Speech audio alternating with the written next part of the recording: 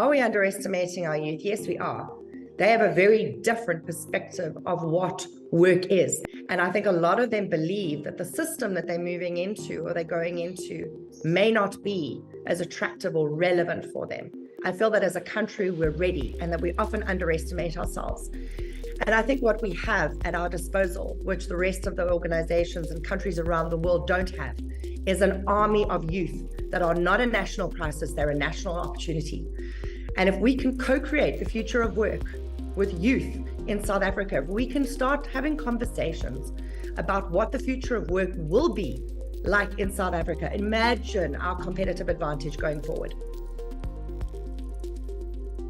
In my sort of background in communications with my clients over the last, probably last 2-3 years, actually, I noticed an enormous upswell in sort of discussions around stress and burnout. And obviously being in the communications industry myself, I'm subject to very stressful deadlines, crisis communications, etc. So, my team is often burnt out and stressed. And I was seeing this overall upswell in mental health and well-being issues.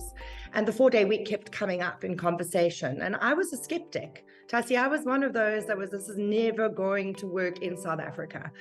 And having spoken to my clients and then having discussed it with Global, I realized that not only was this a productivity experiment, it was an experiment in well-being and improving well-being markers and decreasing absenteeism in the workplace. And I felt that the 4-day week, being again an experiment and a trial, was a wonderful safe space for organizations to play around with how they could reduce the working week, improve productivity, and at the same time improve that well-being amongst their staff complement. And that really applies to an organization that's tiny, that's got less than 2 employees, to a large organization. So the gift of time off is a universal incentive. So the time off translates to what I'm calling a conscious rest ethic. So whilst we can have a conscious work ethic, and we can be focused on outputs and productivity, it is just as important to have that conscious rest ethic alongside it. It is not a Friday off. And I think that's really important for businesses to understand. We're not saying, hey, South Africa, shut down on a Friday. That's not what we're saying at all. It is a reduction in the working week from 40 to 32 hours. And that reduction in the working week could look differently. So the output of the organization has to remain the same, and workers have to receive the same pay. But that 20% gift of time can be done in different ways. It could be 2 half days. It could indeed be a Friday. It could be a Monday. It could be staff rotating to have a Monday one week and a Friday the next week.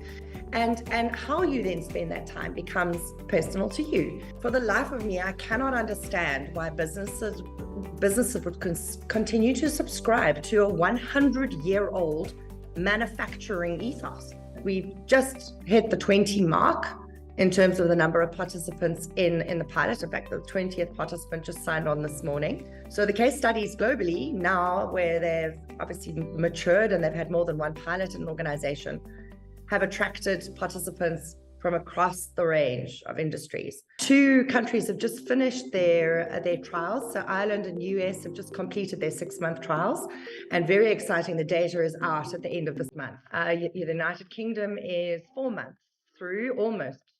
They're going into month 5, actually, of their pilot. And there have been multiple pilots around the world. Obviously, New Zealand and Australia leading the way, because New Zealand was the first one to do it in 2017 with Perpetual Guardian. 68% of graduates were looking to leave South Africa. I think a lot of them feel that there is an opportunity for multiple revenue streams and that they do not want to be beholden to the trajectory of a career that, for example, my generation would have been attracted to. Data is definitely showing that we're going to see in 2030 up to 6 income streams coming in for an individual. And I think those income streams are going to come from multiple sources, not just from the South African economy. And I think our youth knows and understands the value of their time